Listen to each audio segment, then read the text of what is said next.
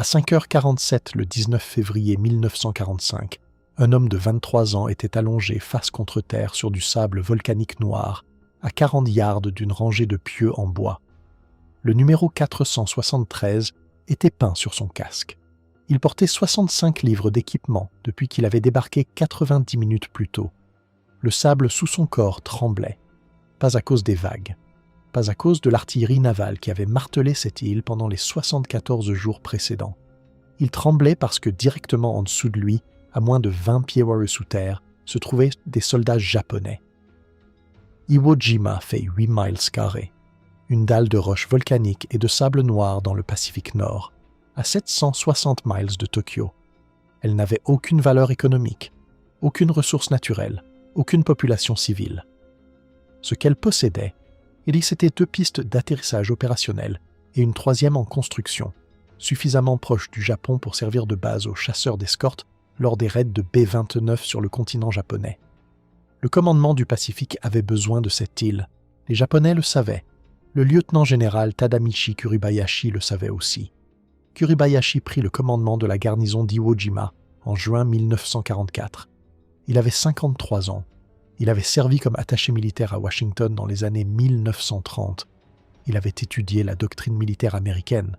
Il savait exactement comment les forces d'assaut des Marines s'attaquaient, et il savait que la défense conventionnelle des plages ne fonctionnerait pas contre elles. Les défenses de plage avaient échoué à Tarawa. Elles avaient échoué à Saipan. Elles avaient partiellement échoué à Peleliu. Sur chaque île, la marine américaine avait bombardé les défenses de côtières en décombres avant qu'un seul marine ne pose le pied à terre.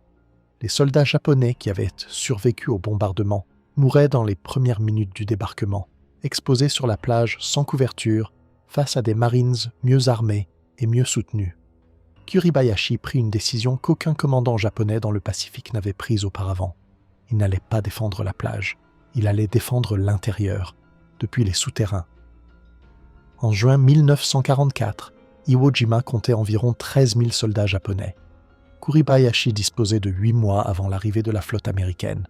Il ordonna à chacun de ses hommes de passer ses journées à faire une seule chose, creuser.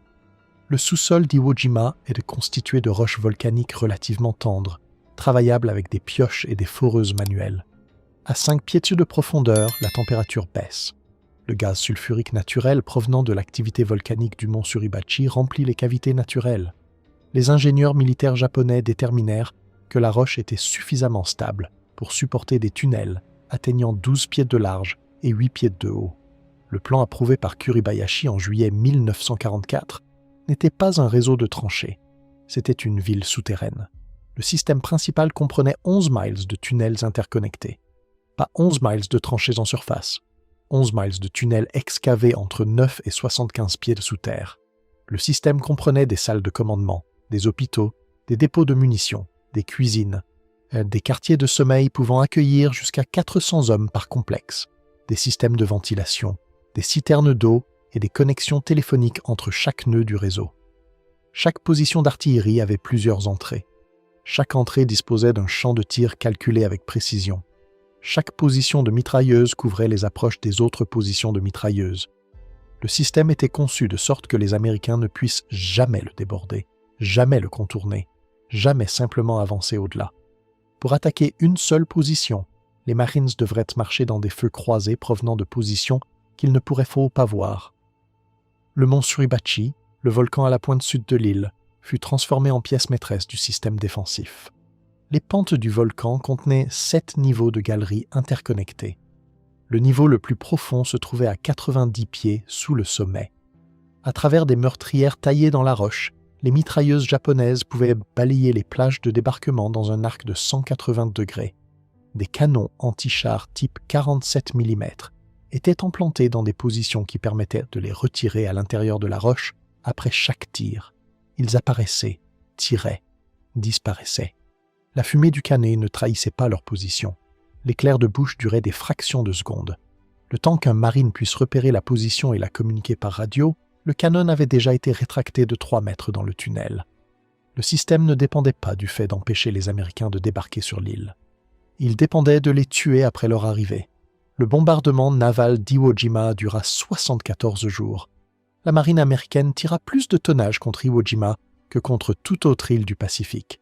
Cuirassés, croiseurs, destroyers, aéronefs de porte-avions, B-24 des Mariannes. Le commandant de la force amphibie, l'amiral Richmond Kelly Turner, demanda 10 jours de bombardement continu avant le débarquement. Il en obtint 3. En ces 3 jours, l'aviation navale et l'artillerie de surface tirèrent approximativement 22 000 obus de 16 pouces, 14 000 obus de 8 pouces, et larguèrent 6 800 tonnes de bombes aériennes. La moyenne était d'un impact pour 80 yards carrés d'île. La surface d'Iwo Jima fut détruite. Les arbres avaient disparu. Les bâtiments avaient disparu. La topographie de surface avait été littéralement enlevée et redistribuée. Les tunnels étaient intacts. À 30 pieds sous terre, avec 30 pièces de roches volcaniques au-dessus de leur tête, les 21 000 soldats japonais sous le commandement de Kuribayashi attendaient. Ils mangeaient des rations. Ils vérifiaient leurs armes. Ils dormaient. Ils attendaient. À 8h59 le 19 février 1945, la première vague d'Amtrak atteignit la plage. 30 000 Marines attendaient à bord des navires au large. Les plages de débarquement étaient désignées du nord au sud comme Green, Red 1, Red 2, Yellow 1, Yellow 2, Blue 1 et Blue 2. 3 divisions de Marines, les 3e, 4e et 5e, affectées à différents secteurs. Les 15 premières minutes sur la plage furent relativement calmes. L'artillerie navale continua son cadence de tir. Les Marines avançaient lentement sur le sable noir qui avait la consistance de gravier mouillé. Là, à chaque pas en avant, les bottes Sauber s'enfoncèrent de 4 pouces. La progression était physiquement épuisante dans des conditions normales. Avec 65 livres d'équipement, sous des tirs intermittents, c'était presque impossible. Et puis la plage se remplit. Le sable volcanique était impraticable pour les véhicules. Les Amtrak qui avaient déposé la première vague de Marines ne pouvaient pas se retirer. Les Amtrak de la deuxième vague arrivèrent et ne purent pas non plus se retirer. La troisième vague arriva sur la deuxième. En 45 minutes, la plage comptait 20 000 marines compressées dans un espace de 90 mètres de profondeur et 3 500 mètres de long. Kuribayashi avait précisément anticipé cela. À 9h44, la défense japonaise s'activa. Ce que les survivants décrivirent comme l'enfer commença avec des mortiers de 320 mm, pas des 81 mm, pas des 105 mm. Des mortiers de 320 mm, à l'origine conçus pour détruire des bunkers en béton. Les projectiles mesuraient 46 pouces de long et pesaient 675 livres.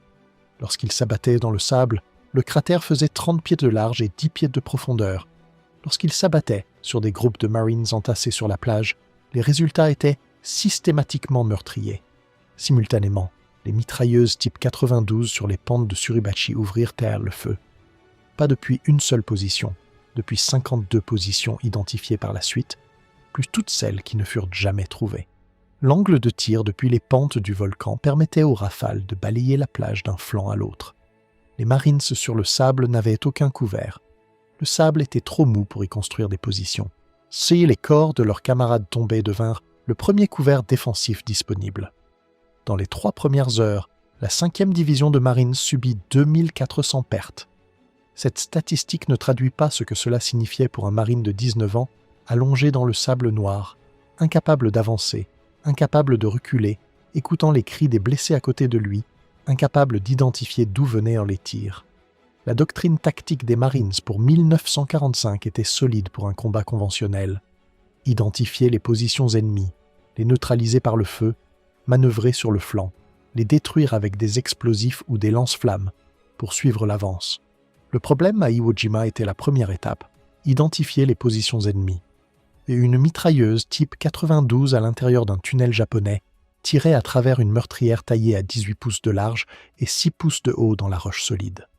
L'angle de tir était limité, mais l'angle d'observation depuis l'extérieur était presque impossible. Les Marines cherchaient l'éclair de bouche. Il n'y avait pas d'éclair de bouche visible à distance.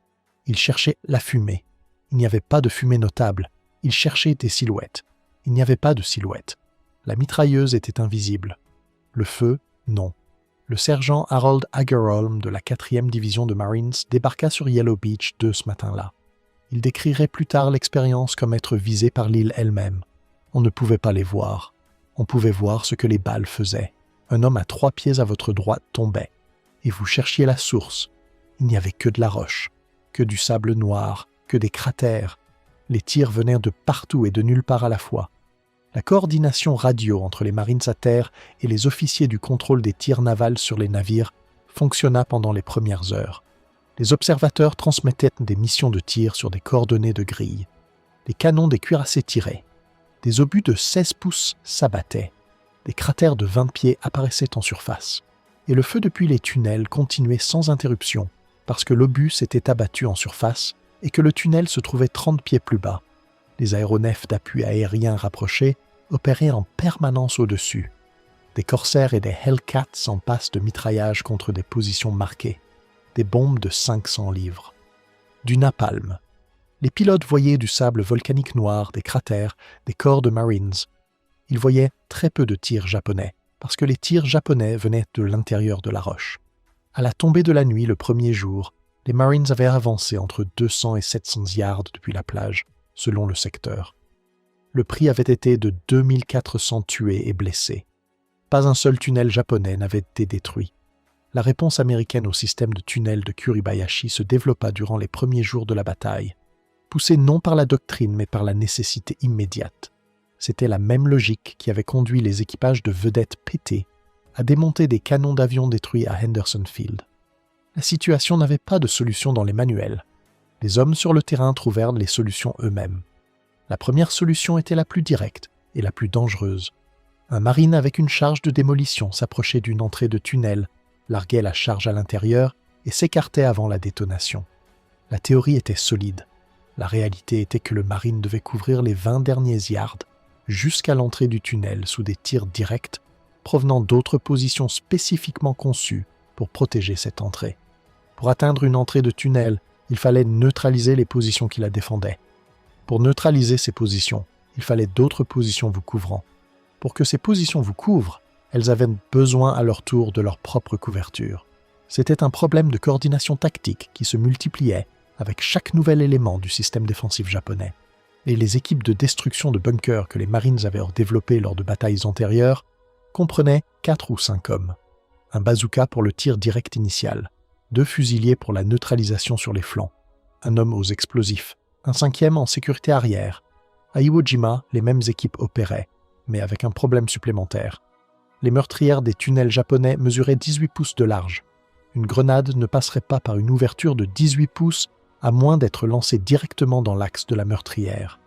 Un tir de bazooka qui n'entrait pas directement dans la meurtrière détonnait contre la roche solide et ne produisait aucun effet utile. Les explosifs nécessitaient de placer la charge à l'intérieur du tunnel ou directement contre l'entrée. Le lance-flammes Mark II, que les Marines avaient utilisé à travers le Pacifique depuis 1943, avait une portée efficace de 20 à 40 pieds. Il projetait du gel de napalm enflammé sous pression. Contre des positions en bois ou en terre, il était dévastateur. Contre des positions en roche volcanique avec des meurtrières de 18 pouces, il était partiellement efficace. Le napalm pouvait entrer par la meurtrière si l'angle était correct. Le napalm pouvait brûler les occupants immédiats de cette position. Mais le napalm n'atteignait pas les sections de tunnel à plus de 30 pièces de l'entrée. Le lance-flamme M2-2 pesait 70 livres chargés. L'opérateur était la cible prioritaire de chaque tireur d'élite japonais sur l'île. Les opérateurs de lance-flammes à Iwo Jima avaient une espérance de vie au combat significativement plus courte que les fusiliers. Des opérateurs de remplacement étaient continuellement nécessaires. Des hommes se portaient volontaires quand même, parce que l'arme fonctionnait et que les alternatives fonctionnaient moins bien. Le défi tactique fondamental n'était pas un manque d'armes ou de courage, c'était la géométrie. Le système de tunnel d'Iwo Jima avait été conçu spécifiquement pour neutraliser les armes et les tactiques que les Marines avaient apportées sur l'île. Kuribayashi avait étudié la doctrine d'assaut américaine et construit une défense qui annulait ces hypothèses fondamentales. La doctrine d'assaut américaine supposait que suffisamment de puissance de feu dirigée contre une position finirait par la détruire ou forcer son abandon. À Tarawa, à Saipan, à Peleliu, cette hypothèse avait été suffisamment exacte, même si coûteuse. Une position pouvait absorber une certaine quantité de tirs avant de devenir intenable. À Iwo Jima, les positions se trouvaient à 30 à 75 pieds peu sous terre. On ne pouvait pas les rendre intenables depuis la surface. Les Marines devaient aller à l'intérieur. Entrer dans un tunnel japonais en février 1945 signifiait l'une de deux choses. soit vous envoyez des explosifs à l'intérieur avant que les défenseurs japonais ne puissent réagir à votre approche, soit vous nettoyez le tunnel en combat rapproché en vous battant dans des couloirs conçus pour vous tuer à chaque tournant. Les entrées de tunnels n'étaient pas de simples ouvertures. Les ingénieurs de Kuribayashi les avaient conçues avec des virages à angle droit dans les 10 premiers pieds. Toute grenade lancée dans l'entrée détonnait contre le premier virage et renvoyait des éclats vers le lanceur. Toute rafale de lance-flammes dans l'entrée rebondissait autour du virage et ne nettoyait que le passage d'entrée. Pour faire passer une charge après le premier virage, il fallait entrer dans le tunnel. Le simple soldat de première classe Jacqueline Lucas du 1er bataillon, 26e Marines eut 17 ans, le 14 février 1945, 5 jours avant le débarquement. Il s'était engagé à 14 ans en falsifiant la signature de sa mère. Il débarqua à Iwo Jima comme passager clandestin non autorisé, s'étant embarqué à bord du transport sans ordre. Le 20 février, le 2e jour de la bataille, Lucas progressait avec une équipe de combat près de la base de Suribachi, lorsque 2 grenades japonaises atterrirent dans le groupe. Lucas se jeta sur les 2 grenades et les attira sous son corps. L'une explosa, l'autre était un dude. Il survécut de justesse. Il reçut la médaille d'honneur. Il avait 17 ans. Le système de tunnel créait des situations tactiques sans solution propre. Des grenades pouvaient être lancées dans les entrées, mais les virages redirigeaient le souffle. Des charges de démolition pouvaient être placées aux entrées, mais les parois rocheuses absorbaient et canalisaient l'explosion de manière imprévisible. Des lance-flammes pouvaient être projetées dans les entrées, mais l'oxygène à l'intérieur des tunnels s'épuisait rapidement et le feu s'éteignait de lui-même avant de se propager loin. Et les ingénieurs attachés à chaque régiment de Marines commencèrent à expérimenter ce qui tuait réellement les soldats japonais à l'intérieur des tunnels de roche. Ils documentèrent ce qui fonctionnait partiellement et ce qui ne fonctionnait pas, et ils partagèrent ces informations entre les unités. Ce qui fonctionnait systématiquement, c'était un explosif en vrac placé directement contre la paroi du tunnel, non pas dans l'entrée, mais à côté. Une charge façonnée de 40 livres d'explosifs C, 2 placés contre une paroi de tunnel au-dessus de l'itinéraire de tunnel connu et détonné, effondrait 10 à 15 pieds de tunnel. Les hommes à l'intérieur de cette section mourraient de la concussion et de l'effondrement simultanément. La limitation était qu'il fallait savoir où le tunnel se trouvait, ce qui nécessitait soit de capturer des cartes de tunnel sur des officiers japonais tués, soit d'utiliser le schéma des positions de combat pour déduire l'itinéraire. Le sergent Everett Pope, commandant une compagnie du 1er Marines durant la campagne de Peleliu qui avait précédé Iwo Jima, avait rédigé un rapport de retour d'expérience qui circula au quartier général du corps des Marines à l'automne 1944. Le rapport de Pope décrivait les limites des explosifs de démolition standard contre des positions renforcées et recommandait de précharger plusieurs charges à des points séquentiels le long d'un itinéraire de tunnel avant une détonation simultanée. La technique était théoriquement solide, mais n'avait jamais été mise en œuvre systématiquement. À Iwo Jima, le premier lieutenant Keith Wells du 27e Marines commença à mettre en œuvre une version du concept de Pope le 22 février. Wells identifia un complexe de tunnels à l'extrémité nord du premier terrain d'aviation en se basant sur les schémas de tir de 3 positions de mitrailleuses distinctes qui semblaient partager une structure de soutien commune. Les 3 positions ne pouvaient pas être attaquées simultanément depuis la surface, car elles couvraient mutuellement leurs approches. Mais si elles étaient connectées en souterrain, un effondrement dans le tunnel de connexion neutraliserait les 3 simultanément.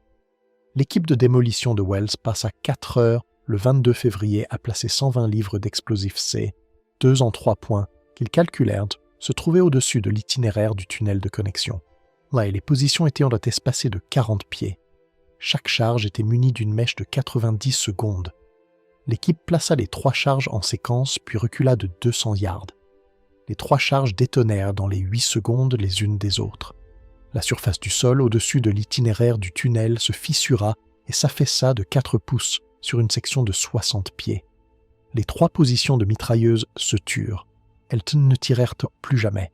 Ce fut la première utilisation réussie de l'effondrement séquentiel de tunnel contre une position défensive japonaise connectée à Iwo Jima. La technique nécessitait un positionnement précis qui nécessitait de comprendre la géométrie du tunnel. Les ingénieurs de tunnels japonais avaient suivi des principes de conception spécifiques. Les tunnels longèrent ces lignes de crête pour éviter l'effondrement de surface dû à l'érosion naturelle. Les tunnels transversaux de connexion longeaient perpendiculairement les galeries principales à des intervalles de 30 à 50 pieds. Des complexes de salles étaient excavés aux intersections. Le schéma était suffisamment cohérent pour que des ingénieurs expérimentés puissent prédire les itinéraires de tunnels à partir de la topographie de surface et des schémas défensifs observés. Le capitaine du corps des Marines David Severance avait étudié la construction défensive japonaise à partir de documents capturés dans les semaines précédant le débarquement d'Iwo Jima. Il avait préparé un exposé pour les commandants de régiment, décrivant l'architecture probable des tunnels en se basant sur les documents et les relevés topographiques effectués par photographie au périscope de sous-marin avant l'opération. Presque personne n'avait assisté à cet exposé. La sagesse conventionnelle avant le débarquement était que le bombardement naval effondrerait les tunnels avant que les Marines ne débarquent.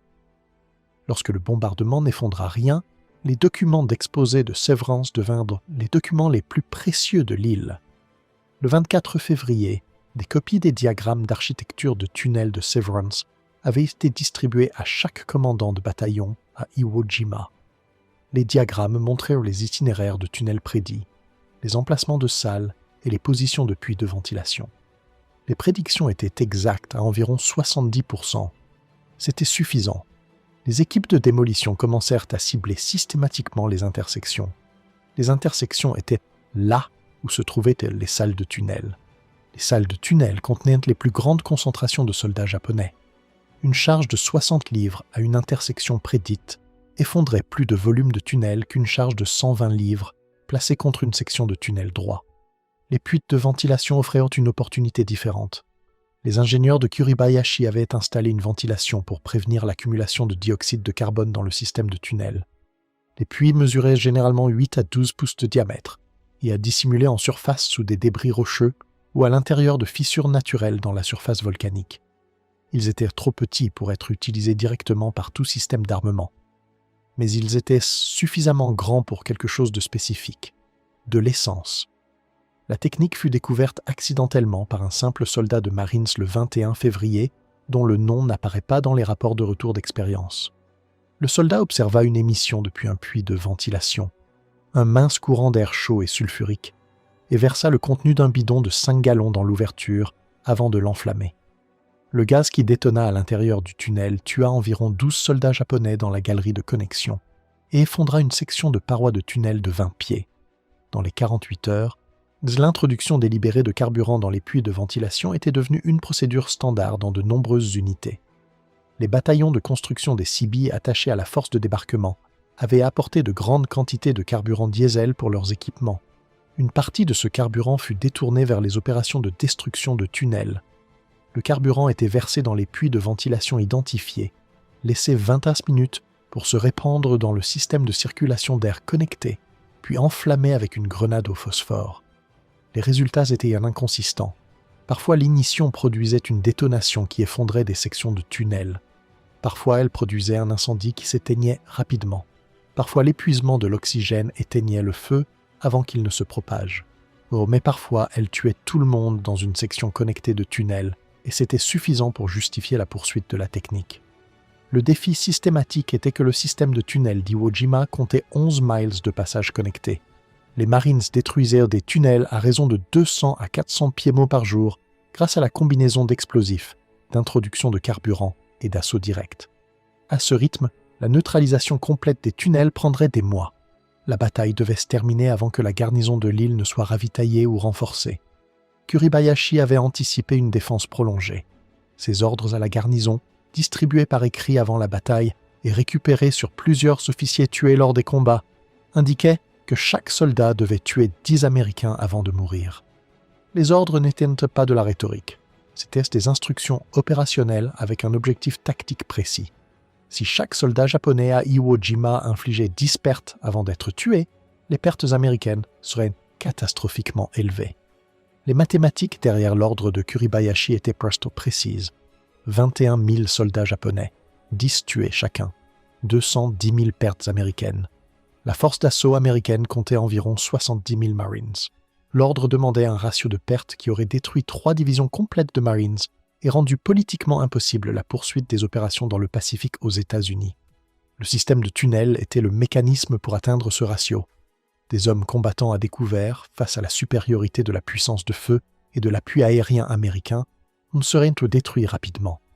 Des hommes combattant depuis des tunnels de roches profonds, de 75 pieds, apparaissant et disparaissant, attirant les Marines dans des zones de mise à mort préparées, pourraient soutenir ce taux d'attrition indéfiniment.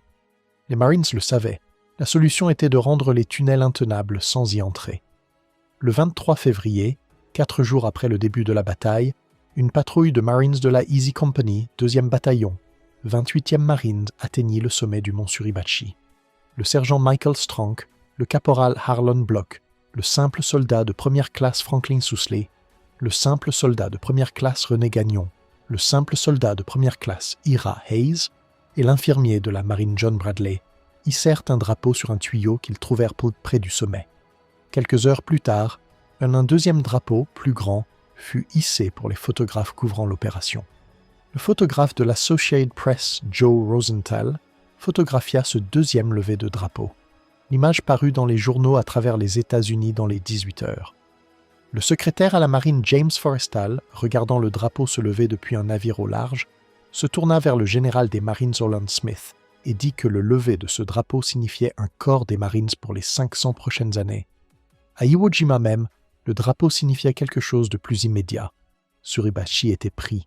Les positions de mitrailleuses qui avaient se balayé les plages de débarquement pendant 4 jours ne tirèrent plus. Les Marines qui s'étaient débattus en montant contre les galeries de Suribachi pouvaient se rediriger leurs efforts vers le nord et vers le complexe de tunnels principal qui s'étendait à travers le plateau de l'île. Mais Suribachi n'avait été que la plus petite partie du système de tunnels. La position défensive principale s'étendait à travers le plateau nord de l'île, à travers un système de crêtes que les Marines nommèrent le hachoir à viande. Les 3 principaux éléments de terrain étaient la colline 382, Turkey Knob et l'amphithéâtre. Chacun était un complexe de tunnels en soi. La colline 382 était le point le plus élevé du plateau nord et contenait le nœud central de communication pour l'ensemble du système défensif japonais.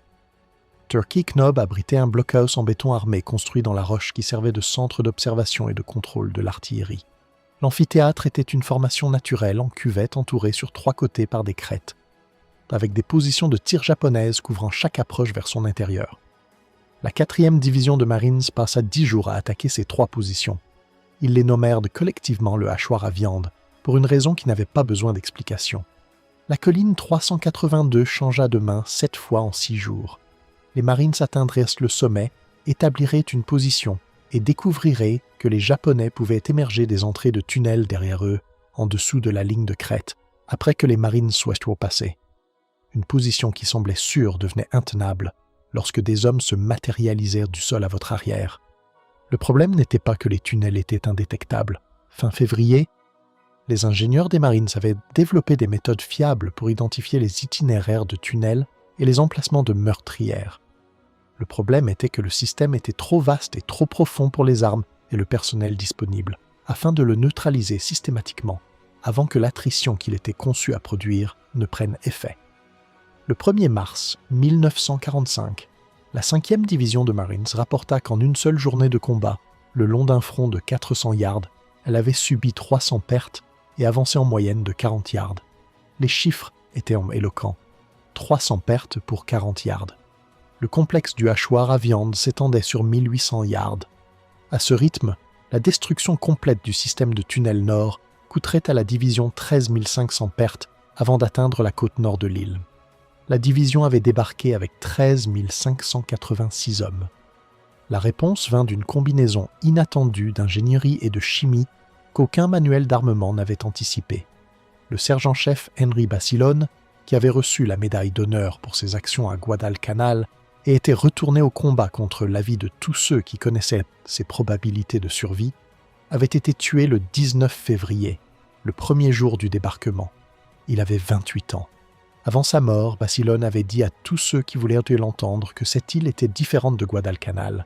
Les Japonais n'allaient pas sortir se battre. Il faudrait aller les trouver sous terre. Il avait raison, et son observation pointait vers la solution que les ingénieurs cherchaient encore à atteindre. Si l'on ne pouvait pas détruire les tunnels par le haut, et si l'on ne pouvait pas les nettoyer en toute sécurité en y entrant, alors il fallait rendre les tunnels impossibles à occuper, sans nécessairement les détruire. La réponse était chimique. mais pas du gaz toxique. Le protocole de Genève de 1925 interdisait les armes chimiques et les États-Unis l'avaient signé. Ce qui n'était pas interdit et ce qui était disponible en quantité à Iwo Jima, c'était la fumée industrielle et le déplacement d'oxygène. Les grenades au phosphore brûlaient à 5000 degrés Fahrenheit et consommaient rapidement l'oxygène. Une grenade standard au phosphore blanc, introduite dans un tunnel par un puits de ventilation, consommerait l'oxygène disponible dans une section connectée en quelques minutes, forçant les soldats japonais soit vers d'autres sections, soit vers la surface, et continuerait à brûler jusqu'à épuisement du carburant. Le phosphore avait été utilisé tactiquement depuis Guadalcanal, principalement comme arme produisant de la fumée et incendiaire dans les combats de surface. À Iwo Jima, l'introduction systématique de grenades au phosphore dans les puits de ventilation, combinée à des démolitions simultanées aux entrées de surface pour empêcher la sortie, créa une nouvelle technique tactique que les ingénieurs des Marines commencèrent à documenter dans des rapports de retour d'expérience durant la première semaine de mars. La séquence était simple en principe. Les équipes d'ingénieurs identifiaient les emplacements des puits de ventilation en observant les mouvements d'air au-dessus de la surface volcanique, avec des doigts mouillés ou des bandes de tissu. C'est ce qui est la même technique qu'utilisaient les ingénieurs pétroliers pour localiser les suintements de gaz souterrains. Plusieurs puits dans un même complexe de tunnels étaient identifiés simultanément. À une heure coordonnée, des grenades au phosphore étaient larguées dans tous les puits identifiés simultanément. L'épuisement presque simultané de l'oxygène à travers le système connecté forçait les soldats japonais vers les sorties. Les fusiliers des Marines couvrant les sorties les engageaient à mesure qu'ils émergeaient. La technique n'était pas humaine. Rien à Iwo Jima n'était humain. Mais elle était efficace d'une manière que le bombardement de surface n'avait pas été. Et elle réduisait les pertes des Marines par rapport à l'assaut direct de tunnels. Le problème avec la technique était l'échelle. Le système de tunnels d'Iwo Jima comptait environ 1000 puits de ventilation sur ses 11 miles de passage. Les équipes d'ingénieurs pouvaient identifier et traiter peut-être 20 à 30 puits par jour par bataillon. Les 3e, 4e et 5e divisions de Marines avaient ensemble 9 bataillons du génie engagés dans la neutralisation des tunnels. La capacité combinée était d'environ 270 puits de ventilation par jour. La couverture complète du système nécessiterait 4 jours d'exécution parfaite. L'exécution parfaite n'était pas disponible. Les puits de ventilation étaient dissimulés. Ils ne pouvaient pas tous être trouvés. Certains des puits qui furent trouvés étaient faux, des leurres creusés pour tromper exactement ce type de recherche systématique. Et les Japonais n'attendaient qu'un instant pas passivement pendant que les ingénieurs travaillaient. Mais la garnison de Kuribayashi comprit ce que signifiaient les opérations au phosphore. Les soldats japonais qui avaient conservé leurs munitions commencèrent à s'engager plus agressivement pour perturber les équipes du génie. L'activité des tireurs d'élite augmenta considérablement durant la première semaine de mars. Les ingénieurs effectuant l'identification des puits de ventilation étaient des cibles prioritaires, de la même façon que les opérateurs de lance-flammes des vedettes PT avaient été des cibles prioritaires pour les Japonais à Guadalcanal. La solution des Marines était la même qu'elle avait toujours été. Plus d'hommes effectuant le travail dangereux, des équipes de couverture fournissant des tirs de suppression, des ingénieurs travaillant en équipe de 3 hommes au lieu de 2, un homme identifiant le puits, et un homme manipulant la grenade, un homme assurant la sécurité directe. Le taux de perte parmi les équipes du génie était plus élevé que parmi les compagnies de fusiliers certains jours au début de mars. Et pourtant, le système était neutralisé, section par section, puits par puits. Les bataillons des Seabees apportèrent une autre capacité que l'infanterie n'avait pas anticipé avoir besoin. Les 31e et 62e bataillons de construction navale étaient arrivés à Iwo Jima équipés pour construire des pistes d'atterrissage. Ils avaient apporté des équipements lourds, comprenant des bulldozers, des niveleuses et des foreuses pneumatiques capables de forer des trous de 4 pouces de diamètre jusqu'à 40 pieds de profondeur. Les foreuses avaient été destinées aux travaux de fondation de pistes d'atterrissage. Quelqu'un, et les rapports de retour d'expérience ne précisent pas qui, réalisa qu'un trou de forage de 4 pouces percé verticalement à travers 40 pieds de roche volcanique pouvait atteindre le niveau de la galerie principale du système de tunnel. Un trou de 4 pouces était suffisamment large pour y descendre une charge explosive sur un fil. Il était suffisamment large pour y introduire du carburant. Il était suffisamment large pour y insérer un cordeau de détonateur. Les Seabees commencèrent à forer dans les itinéraires de tunnels supposés le 3 mars. Les foreuses nécessitaient un sol plat et une stabilité pendant leur fonctionnement, ce qui limitait leur emploi aux zones non soumises à des tirs actifs. Mais partout où les foreuses pouvaient travailler, elles pouvaient se pénétrer dans des systèmes de tunnels que le travail plus superficiel sur les puits de ventilation ne pouvait pas atteindre. Un contact de forage réussi avec une galerie principale produisait une sensation distinctive que les opérateurs CB apprirent à reconnaître. Le trépan chutait soudainement lorsqu'il perçait le plafond du tunnel. Le taux de pénétration changeait. Un mouvement d'air était parfois détectable en surface. À 3 reprises au début de mars, le trépan perça dans des sections de tunnels actives et essuya des tirs de soldats japonais en dessous, des balles remontant par le trou de forage. Lorsque le contact était confirmé, la tige de forage était retirée et remplacée par une section de tuyaux en acier. 40 livres d'explosifs C, 2 étaient descendus dans le tuyau sur un fil. La détonation effondrait une section de 15 à 25 pieds de galerie principale, selon la profondeur et la géologie locale. Plusieurs trous de forage le long d'un itinéraire de tunnels prédit, détonés en séquence, pouvaient effondrer 100 pieds de galerie principale en une seule opération. Le 10 mars, la combinaison des opérations au phosphore dans les puits de ventilation et des démolitions par forage des Seabees avait neutralisé environ 40% du système de tunnel principal dans le plateau nord. Ce n'était pas suffisant pour mettre fin à la résistance japonaise, mais c'était suffisant pour forcer un changement dans l'organisation de cette résistance. Les sections de tunnels qui avaient été détruites ne pouvaient plus soutenir la défense distribuée que Kuribayashi avait conçue. Les soldats japonais qui avaient survécu avaient moins d'options de passage, moins de positions de tir, des itinéraires de retraite plus courts. La flexibilité tactique que le système de tunnel avait fournie se dégradait. Des hommes qui avaient pu se déplacer entre 5 positions de tir différentes par des voies souterraines n'en avaient plus accès qu'à 2. Les compagnies de fusiliers des Marines avançant à travers le plateau nord durant les 2e et 3e semaines de mars subissaient encore des pertes à des taux qui auraient été considérés comme catastrophiques dans toute campagne précédente. Mais elles avançaient. Le système de tunnels qui avait été conçu pour les arrêter, pour les maintenir en place assez longtemps pour les détruire par attrition, ne fonctionnait plus comme prévu. Le 14 mars, 24 jours après le début de la bataille, le commandement du corps des Marines déclara Iwo Jima officiellement sécurisé, ce qui signifiait que la résistance organisée avait été brisée, même si des soldats japonais individuels et de petits groupes continuaient à combattre depuis des sections de tunnels isolés.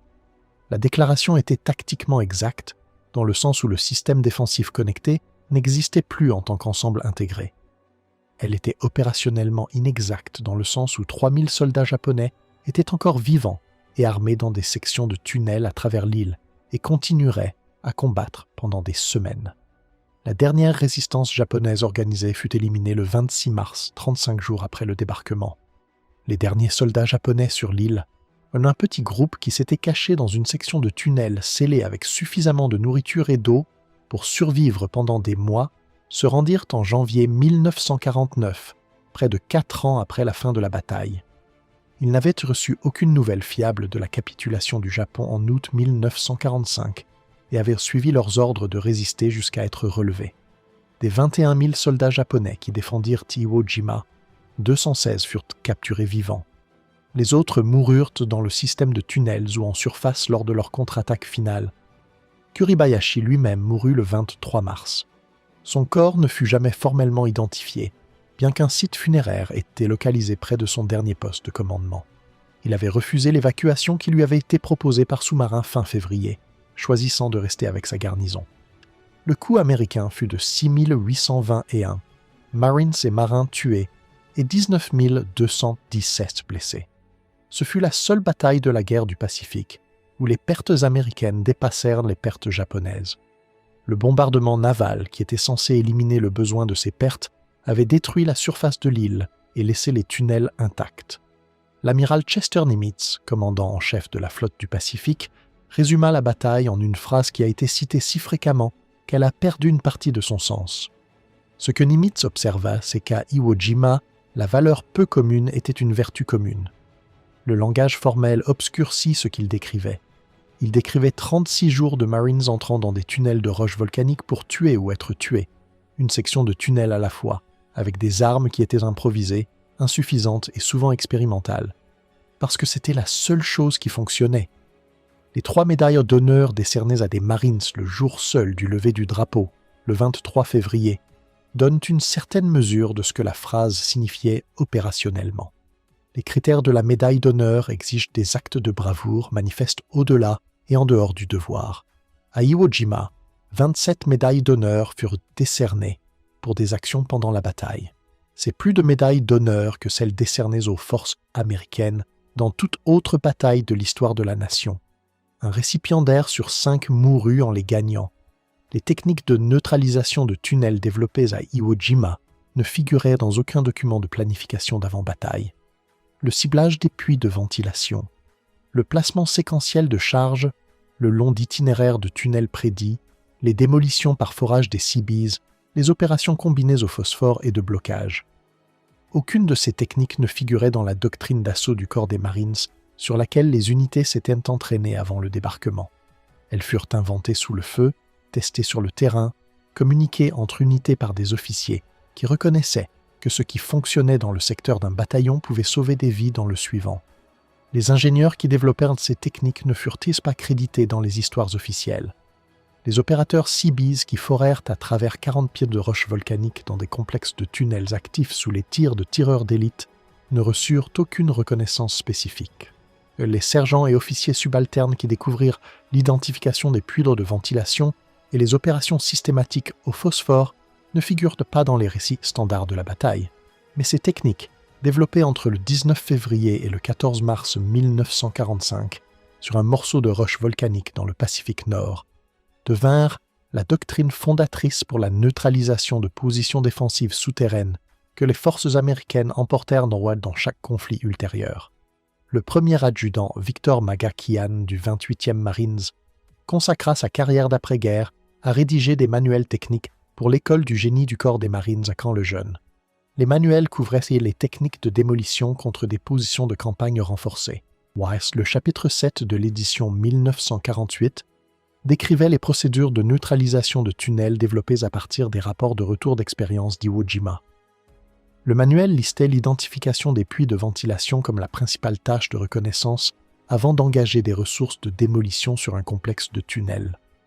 Il recommandait le placement séquentiel de charges, basé sur la géométrie prédite des tunnels. Il décrivait l'accès par point de forage comme la méthode préférée pour la destruction de galeries profondes. Le chapitre de Magakian fut incorporé dans la doctrine interarmée en 1952.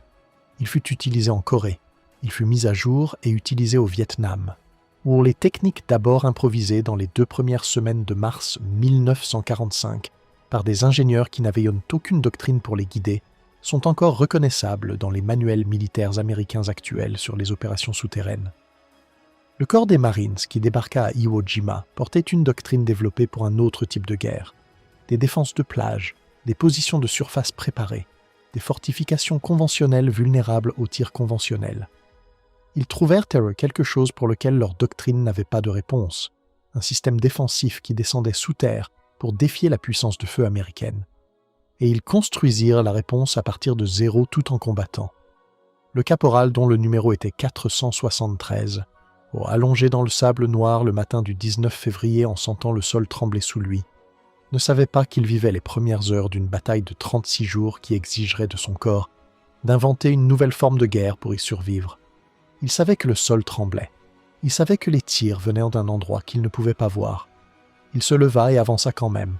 Il s'appelait Dean Winters. Il survécut à la bataille. Il retourna à Rochester dans l'État de New York. Après la guerre, travailla comme machiniste, éleva 3 enfants et mourut en 1991. Il donna une seule interview sur Iwo Jima en 1985 à un journaliste d'un journal local qui rédigeait un article pour le Jour des anciens combattants. Lorsque le journaliste lui demanda ce que Winters se rappelait le plus clairement de la bataille, il dit qu'il se souvenait du sol qui bougeait sous ses pieds le premier matin sans comprendre pourquoi. Il comprit par la suite. Ils comprirent tous une entrée de tunnel à la fois.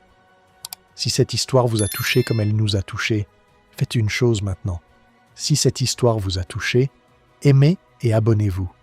Chaque like dit à YouTube de montrer cette histoire à plus de personnes qui n'ont jamais entendu le nom de Dean Winters ou de Tadamichi Kuribayashi, ou des hommes qui ont compris comment se battre sous terre sans qu'aucun manuel ne leur explique comment. Laissez également votre commentaire ici en bas et dites-nous d'où vous regardez. Maintenant, regardez cette prochaine vidéo. Vous n'allez pas croire ce que cet homme a fait.